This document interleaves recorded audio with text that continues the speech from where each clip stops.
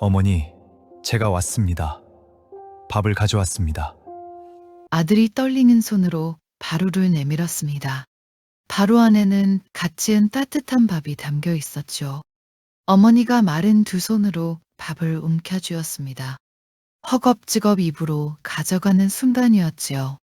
밥이 불덩이로 변했습니다. 이글이글 타오르는 붉은 불꽃이 어머니의 손과 입을 태웠지요. 어머니가 비명을 질렀습니다. 아들이 울부짖었지요. 부처님의 10제자 가운데 가장 강한 신통력을 가진 사내가 어머니에게 밥 한 풀 먹이지 못한 것이었습니다. 대체 이 어머니에게 무슨 일이 있었던 것일까요? 모든 것의 시작은 아버지가 세상을 떠난 뒤 어머니가 한 약속을 깨뜨린 날이었습니다. 좋아요와 댓글로 마음의 연등을 밝혀주세요. 지금 계신 곳이나 마음에 품고 계신 소원을 댓글로 남겨주시면 지혜의 불빛이 여러분의 삶에 늘 함께하기를 기원하겠습니다. 아주 먼 옛날 어느 큰 성에 부상이라는 장자가 살고 있었습니다. 재산이 많고 덕망이 높은 사람이었지요. 부상 장자의 집은 크고 넉넉했지만 사치스럽지 않았습니다. 장자는 늘 삼보의 공양을 올렸고 어려운 이웃에게 베풀기를 게을리하지 않았죠. 육바라밀을 실천하며 사는 것이 이 사람의 삶이었습니다. 장자에게는 아내와 아들이 하나씩 있었죠. 아들의 이름은 나복이었습니다. 아버지를 닮아 총명하고 마음이 넓은 아이였지요. 그런데 이 집에는 아무도 모르는 갈라진 틈이 하나 있었습니다. 아내 청제 부인이었지요. 청제 부인은 남편과 달랐습니다.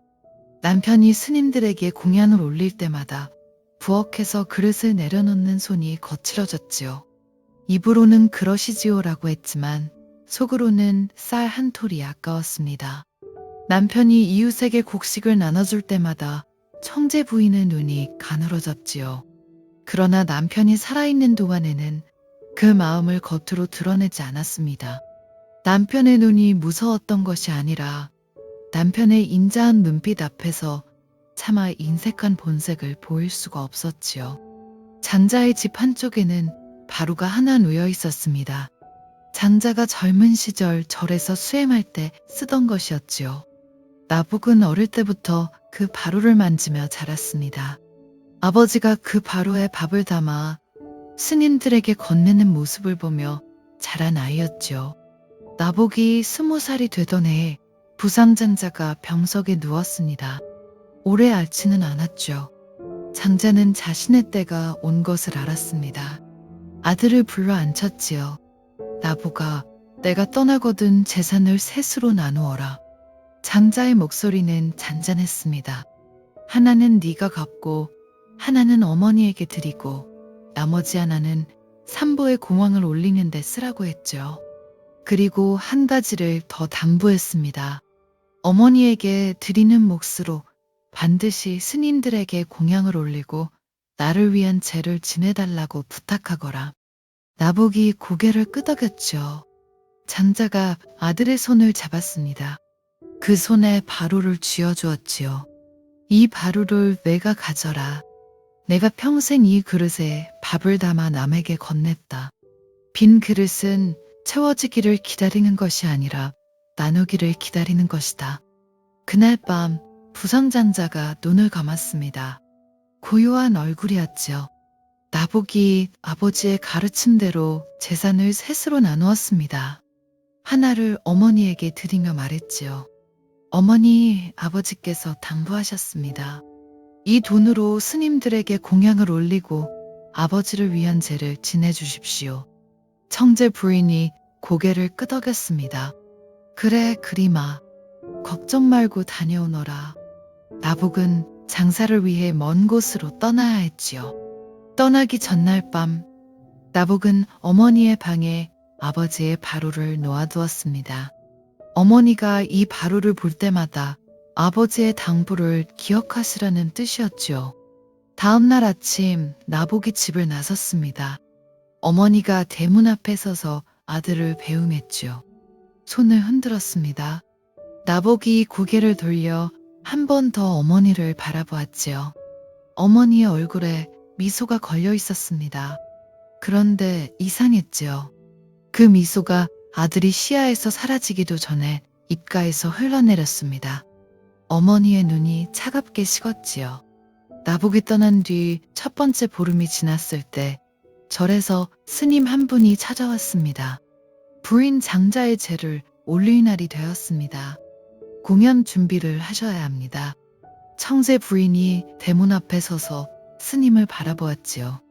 그리고 문을 닫았습니다. 돌아가시오. 우리 집에 줄 것은 없소. 스님이 어리둥절하여 돌아갔지요. 다음 날 또 다른 스님이 찾아왔습니다. 역시 문전박대를 당했지요. 셋째 날에는 스님 두 분이 함께 왔지만 대문조차 열리지 않았습니다. 천재 부임이 담 너머로 소리를 질렀지요. 깎은 머리들이 남의 집 문 앞에서 밥을 구걸하다니 다시는 오지 마시오. 남편이 평생 공경하던 스님들을 종처럼 내쫓은 것이었습니다. 문을 닫은 청제 부인의 입가에 만족스러운 미소가 번졌지요. 더 이상 아까운 쌀을 남에게 퍼줄 필요가 없어진 것입니다. 남편이 있을 때는 차마 하지 못했던 일을 이제 거침없이 할 수 있게 된 것이지요. 달이 바뀌자 청제 부인은 아들에게 받은 재산으로 짐승을 잡아 잔치를 벌이기 시작했습니다. 돼지를 잡고 닭을 잡아 피비린내 나는 제사상을 차렸지요. 남편이 살아있었다면 절대 허락하지 않았을 살생이었습니다. 이웃을 불러 술잔을 돌렸지요. 도박판이 벌어졌습니다. 아들이 맡긴 공양의 돈이 술과 고기와 노름에 쓰여 눈 녹듯 사라져갔지요. 아버지의 바로는 방구석에 뒤집혀 있었습니다. 청제 부인이 그 위에 걸레를 얹어두었지요. 남편이 평생 소중히 다루던 바로를 걸레바지로 쓴 것이었습니다. 이웃 할멈이 한 번은 청제 부인에게 조심스럽게 말했지요. 부인, 아드님이 부탁하신 것도 있고 돌아가신 장자 어른을 위해서라도 절에 공양은 올려야 하지 않겠소. 청제 부인이 콧방귀를 뀌었습니다. 내 돈을 내가 쓰는데 누가 참견이요. 죽은 사람에게 밥을 줘봐야 죽은 사람이 먹겠소? 할멈이 혀를 차며 돌아갔지요. 나복이 장사를 마치고 돌아왔습니다. 집에 들어서는 순간 이상한 것을 느꼈지요. 마당에 닭 깃털이 어지럽게 흩어져 있었습니다. 부엌에서 고기 냄새가 났지요. 아버지가 살아있을 때는 절대 풍기지 않던 냄새였습니다. 어머니, 아버지의 죄는 지내셨습니까? 청제 부인이 태연하게 대답했지요. 그럼. 매일 500명이 넘는 스님들에게 지극한 공양을 올렸다. 내 아버지의 죄도 크게 지냈고 너는 걱정하지 말거라. 나복이 안도의 한숨을 내쉬었지요. 그런데 방 구석에서 뭔가가 눈에 걸렸습니다. 아버지의 바로였지요. 뒤집혀 있었습니다. 그 위에 걸레가 얹혀 있었지요. 나복의 가슴에 차가운 것이 스쳤지만 입 밖에 내지는 못했습니다. 설마 하는 마음이었지요. 며칠 뒤 이웃 할멈이 나복을 불러 세웠습니다. 나복아, 왜 어머니가 한 일을 알고 있느냐? 할멈의 입에서 나온 이야기는 나복의 귀를 의심하게 만들었지요. 스님들을 내쫓았다는 것, 산보를 비방했다는 것, 짐승을 잡아 잔치를 벌였다는 것, 공양은커녕 술과 노름으로 재산을 탕진했다는 것. 나복이 어머니를 찾아갔지요. 어머니, 정말 오백스님에게 공양을 올리셨습니까? 청제 부인의 눈이 흔들렸습니다. 하지만 입은 굳게 다물었지요. 그리고 나복이 예상하지 못한 말을 했습니다. 내가 거짓을 말했다면 이래 안에 죽어 무간지옥에 떨어지겠다. 나복의 얼굴이 하얗게 질렸지요. 어머니, 그런 맹세를 왜? 청제 부인은 대답하지 않았습니다. 돌아선 어머니의 등이 떨리고 있는 것을 나복은 보았지요. 그것이 분노인지 두려움인지 나복은 알 수 없었습니다. 사흘이 지났습니다. 닷새가 지났지요. 엿새째 되는 날 청제 부인이 갑자기 쓰러졌습니다. 이튿날 새벽 눈을 감았지요. 거짓 맹세대로였습니다. 나복이 어머니의 손을 잡고 울었지요. 차가운 손이었습니다. 방구석에 뒤집혀 있던 아버지의 바루가 나복의 눈에 들어왔습니다. 걸레를 걷어내고 바루를 집어들었지요. 안이 텅 비어 있었습니다. 아버지가 평생 밥을 담아 남에게 건네던 그 바루가 텅 비어 있었지요. 장례를 치른 뒤 나복은 집을 나섰습니다. 돌아갈 곳이 없었지요. 아버지도 떠나고 어머니도 떠났습니다. 재산은 어머니가 탕진한 뒤였지요. 남은 것이라고는 아버지의 바루 하나뿐이었습니다. 나복은 그 바루를 품에 안고 절로 향했지요. 출가했습니다. 머리를 깎고 승복을 입었지요. 법명을 받았습니다. 목건년. 사람들은 줄여서 목련이라 불렀지요. 목련은 수행에 미친 사람처럼 빠져들었습니다. 잠을 줄이고 먹는 것을 줄이며 오로지 정진에만 몰두했지요.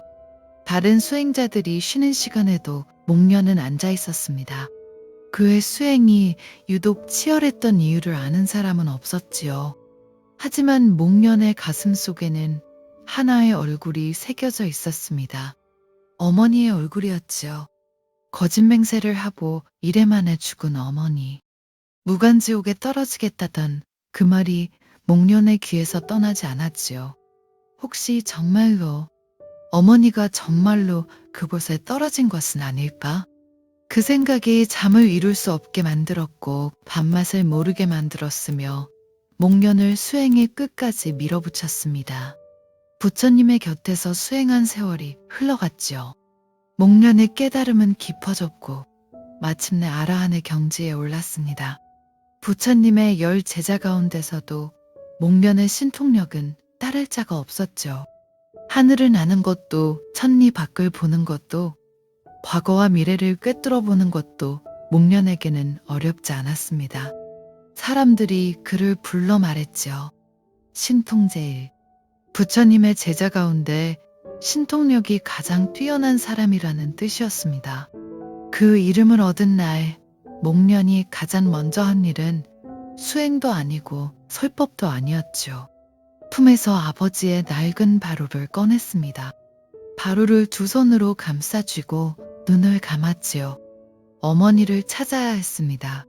목련이 천안통을 열었습니다. 세상의 모든 곳을 꿰뚫어 볼 수 있는 눈이었지요. 먼저 천삼을 보았습니다. 하늘 위 가장 맑고 빛나는 곳에서부터 한 겹 한 겹 살펴보았지요. 어머니의 모습은 보이지 않았습니다. 다음으로 인간 세상을 보았지요. 동서남북 어느 마을 어느 집을 살펴보아도 어머니는 없었습니다. 목련의 가슴이 점점 무거워졌지요.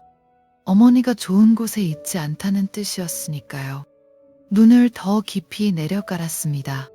인간 세상 아래로 어둠이 시작되는 곳으로, 빛이 닿지 않는 곳으로, 지옥이었죠. 어둠 속에서 수없이 많은 중생들이 고통받고 있었습니다. 목련은 그 어둠 속을 하나하나 살피며 어머니를 찾았지요. 얼마나 오래 찾았는지 모릅니다. 그리고 목련의 눈이 한 곳에 멈추었지요. 아귀도였습니다. 굶주린 자들이 모여있는 곳이었지요. 그 중에 한 존재가 있었습니다. 배가 산처럼 부풀어 있는데 목구멍은 바늘구멍만큼 가늘었지요. 뼈만 앙상하게 남은 몸에 핏기라고는 한 방울도 없었습니다. 두 눈만 텅 빈 채 허공을 보고 있었지요. 어머니, 목련이 비명을 질렀습니다. 그 모습이 어머니라는 것을 알아본 순간 목련의 몸 전체가 무너져 내리는 것 같았지요. 아버지의 곁에서 넉넉한 살림을 꾸리며 살던 어머니가 어째서 이 캄캄한 곳에서 이런 모습으로 있는 것인가. 거짓 맹세였지요. 무간지옥에 떨어지겠다던 그 말이 그대로 이루어진 것이었습니다. 산포를 비방하고 짐승을 잡아 살생하고 아들에게 거짓을 말하고 하늘에 거짓 맹세를 한 죄가 어머니를 이곳까지 끌어내린 것이지요. 목련이 이를 악물었습니다. 바루를 꺼내 들었지요. 따뜻한 밥을 담았습니다.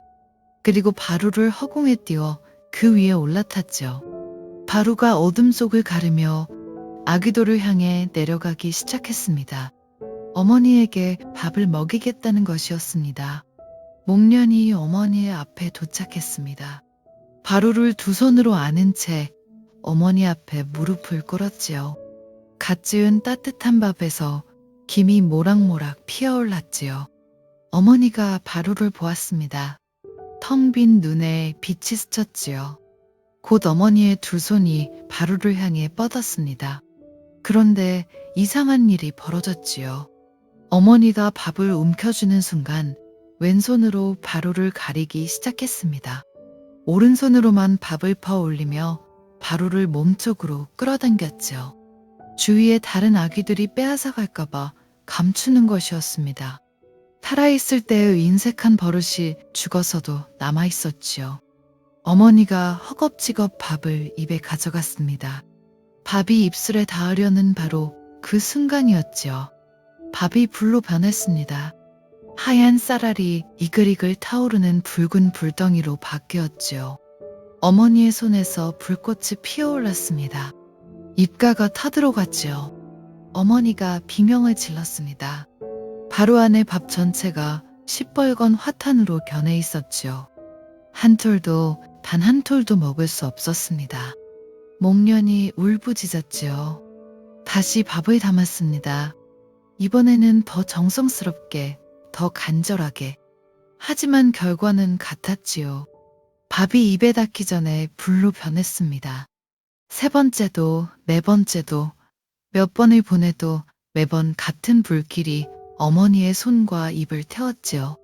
신통제일이라 불리던 사내가 무릎을 꿇었습니다. 하늘을 나는 힘으로도 지옥의 문을 여는 힘으로도 어머니에게 밥 한 포를 먹이지 못했지요. 스스로 지은 죄의 사슬은 아들의 신통력으로 깨줄 수 있는 것이 아니었습니다. 목련이 텅 빈 바루를 안았지요. 아버지가 평생 밥을 담아 남에게 건네던 그 바루가 다시 텅 비어 있었습니다. 이번에는 담을 수 없어서 비어 있었지요.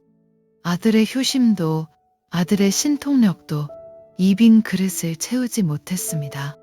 목련이 바루를 안은 채 바닥에 엎드려 울었지요. 소리 없이 울었습니다.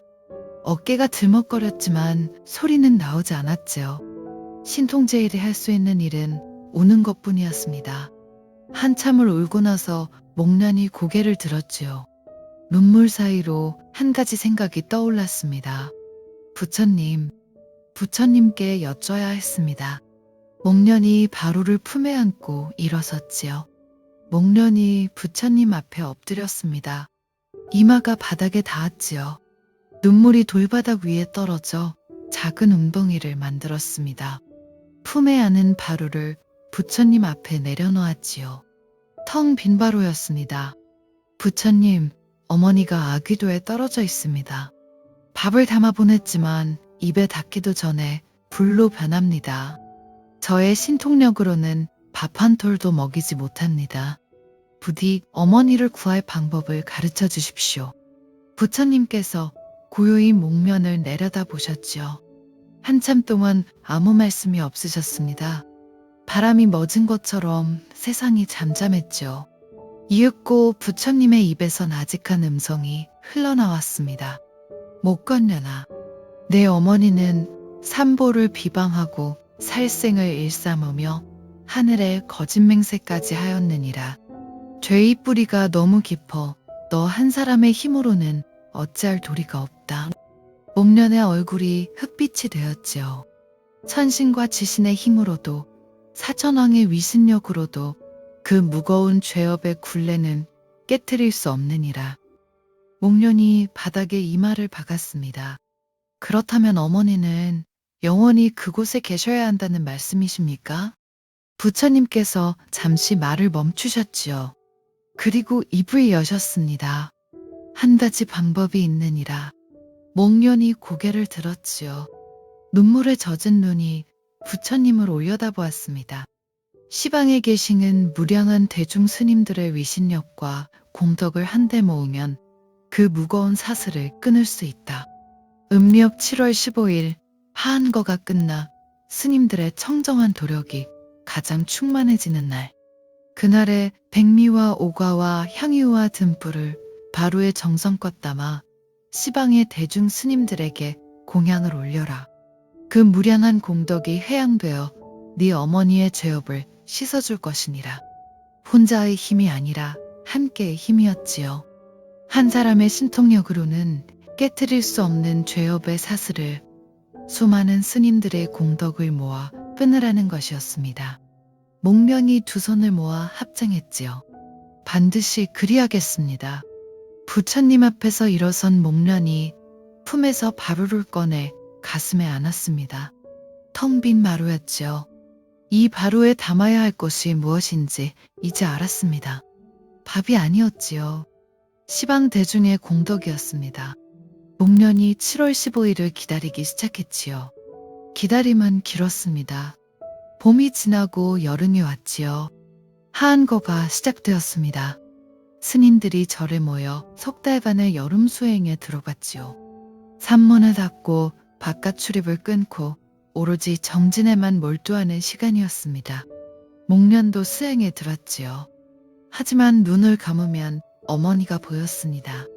아귀도의 어둠 속에서 배는 산처럼 부풀어 있는데 한 톨도 먹지 못하는 어머니.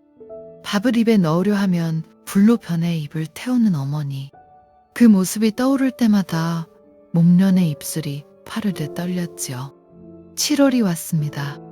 열흘이 지나고 열이틀이 지나고 열사흘이 지났지요. 열나흘째 되는 날 밤 목련은 잠을 이루지 못했습니다. 내일이었지요. 내일이면 어머니를 구할 수 있을지도 모릅니다. 7월 15일 새벽 하한거 마지막 날이 밝았지요. 목련이 일어나 바루를 꺼냈습니다. 아버지에게 받은 그 낡은 바루를 정성스럽게 닦았지요. 그리고 그 안에 백미를 담았습니다. 5가지 과일을 올리고 향유를 놓고 작은 등불 하나를 바루 곁에 켰지요. 바루가 가득 찼습니다. 아버지가 평생 남에게 밥을 건네던 그 바루에 아들이 어머니를 구하기 위한 공양이 담긴 것이지요. 시방에서 모여든 대중 스님들이 법당에 앉았습니다. 석 달간의 청정한 수행을 마치고 가장 도력이 충만한 이날 목련이 바루를 두 손으로 들어올려 스님들 앞에 나아갔지요. 시방의 대중 스님들이시여, 부디 저의 어머니를 위해 공양을 받아주십시오. 목련이 엎드렸습니다. 스님들이 발언했지요. 시주의 과거 7세 부모를 위한 축원이 법당 안에 울려 퍼졌습니다. 스님들이 공양을 받자 그 무량한 공덕이 하나의 빛으로 모여 허공으로 솟아올랐지요. 그 빛이 아귀도의 어둠 속으로 내려갔습니다. 어머니에게 닿았지요. 어머니의 몸을 올가매고 있던 사슬이 하나씩 풀려나가기 시작했습니다. 산처럼 부풀어 있던 배가 서서히 가라앉았지요. 바늘구멍처럼 가늘었던 목구멍이 열렸습니다. 뼈만 남았던 몸에 살이 차오르기 시작했지요. 어머니의 텅 빈 눈에 빛이 돌아왔습니다. 일겁 동안 받아야 할 아귀의 고통에서 어머니가 해방된 것이었지요. 목련이 법당 바닥에 엎드린 채 울었습니다. 이번에는 톤곡이었지요. 두 주먹으로 바닥을 치며 울었습니다. 혼자의 힘으로는 밥 한 톨도 먹이지 못했던 아들이 시방대중의 공덕을 빌려 어머니를 구해낸 것이지요. 바루가 목련의 곁에 놓여 있었습니다. 비어 있었지요. 하지만 이번에 빈 바루는 전과 달랐습니다. 공양을 담아 나누었기에 비어 있는 것이었지요. 아버지가 말씀하셨던 것이 이것이었습니다. 빈 그릇은 채워지기를 기다리는 것이 아니라 나누기를 기다리는 것이다. 이날이 우란분절의 시작이었지요. 해마다 음력 7월 15일이 되면 돌아가신 부모와 조상을 위해 공양을 올리는 날. 사람들은 이날을 백중이라고도 부릅니다. 거꾸로 매달린 고통, 우란분을 구제한다는 뜻이죠. 목련이 어머니를 구한 그날로부터 시작된 것입니다. 부처님께서는 우란분경에서 이렇게 말씀하셨습니다. 시방의 대중 승가에게 공양을 올리면 현재의 부모와 과거 7세의 부모까지 모두 고통에서 벗어나리라. 혼자의 힘으로는 안 되는 것이 있지요. 목련존자는 부처님의 제자 중 가장 강한 신통력을 가진 사람이었습니다. 하늘을 나는 것도 지옥의 문을 여는 것도 어렵지 않았지요. 그런 사내가 어머니에게 밥 한 토를 먹이지 못했습니다. 밥이 입에 닿기도 전에 불로 변해버렸지요. 어째서일까요? 부처님께서는 말씀하셨지요. 스스로 지은 죄의 사슬은 타인의 힘으로는 깨줄 수 없다고. 아무리 큰 신통력을 가진 아들이라 해도 어머니가 스스로 지은 죄의 불길을 대신 꺼줄 수는 없다고. 그것이 인과의 법칙이고 세상에서 가장 무서운 진리였습니다. 하지만 부처님께서는 길을 막아놓지 않으셨지요. 혼자의 힘이 아닌 함께의 힘, 한 사람의 신통이 아닌 시방 대중의 공덕을 모으면 된다고 하셨습니다.